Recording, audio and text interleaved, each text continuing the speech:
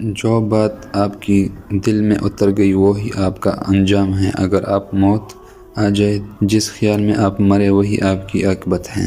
جو آدمی موت سے نہیں نکل سکتا وہ خدا سے کیسے نکل سکتا ہے؟ اپنی ہستی سے زیادہ اپنے نام نہ پھیلا، نہیں تو پریشانی اور مصیبت تمہارا مقدر بن جائے گی۔ استعداد سے زیادہ کی تمنا ہلاکت ہے اور استعداد سے کم کی خواہش آسودگی ہے۔ حق کیا ہے؟ استعداد کے مطابق حاصل احسان کیا ہے؟ حق سے زیادہ حاصل۔ محرومی کیا ہے؟ حق سے کم حاصل۔ آنسو قرب کا ثبوت ہے۔ جب روح کا روح سے وصل ہوتا ہے تو آپ کو آنسو آ جاتے ہیں۔ منافق وہ ہے جو اسلام سے محبت کرے اور مسلمان سے نفرت۔ جس چیز کو ہم باعث عزت سمجھ رہے ہیں اس کی موجودگی میں لوگ ذلیل ہیں۔ آپ کی سانس گنتی کی مقرر ہو چکی ہے۔ نہ کوئی حدیثہ آپ کو مار سکتا ہے اور نہ کوئی حفاظت آپ کو دیر تک زندہ رکھ سکتا ہے۔ جھوٹے معاشرے میں عزت کی نام سے مشہور ہونے والے آدمی دراصل ذلت کی گڑی میں رہتا ہے۔ دعا نہ کرو کہ اے اللہ جو تو نے دینا ہے وہ بغیر مانگے دے اور جو کچھ تو نے نہیں دینا اس کی مانگنے کی توفیق ہی نہ دیں۔ جب آپ اپنے ماضی کو حال پر فوقت دیتے ہیں تو آپ مذہبی آدمی بن جاتے ہیں۔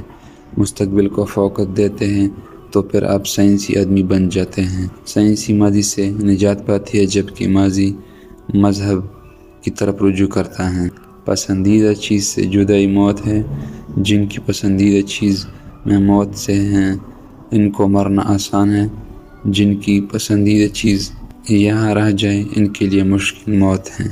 50 سال والی عورت ایک گوبھی کی پتے منہ سے پانی دو لے، چہرہ 20 سال جیسا نظر آنے لگے گا۔ جس سے طاقت ملتی ہے اس سے کمزوری ملتی ہے، اور جس کو دوست کی طرف سے عزت ملے گی اس کو دوستی کی طرف سے ذلت ملے گی، اور جس کی اللہ کی طرف سے عزت ملے گی اس کو عزت ہی ملے گی۔ جب موت سے پہلے موت مقام سمجھ آ جائے تو موت کے بعد ملنے والے انعام موت سے پہلے ملنا شروع ہو جاتا ہے۔ اگر تیری نسبت باقی ہو گئی ہے تو باقی ہو جائے گا۔ اب تیری نسبت پانی سے ساتھ ہے اس لیے پانی ہے۔ فنا سے نسبت اٹھا بقا میں لگا دے تو سب آسان ہو جائے گا۔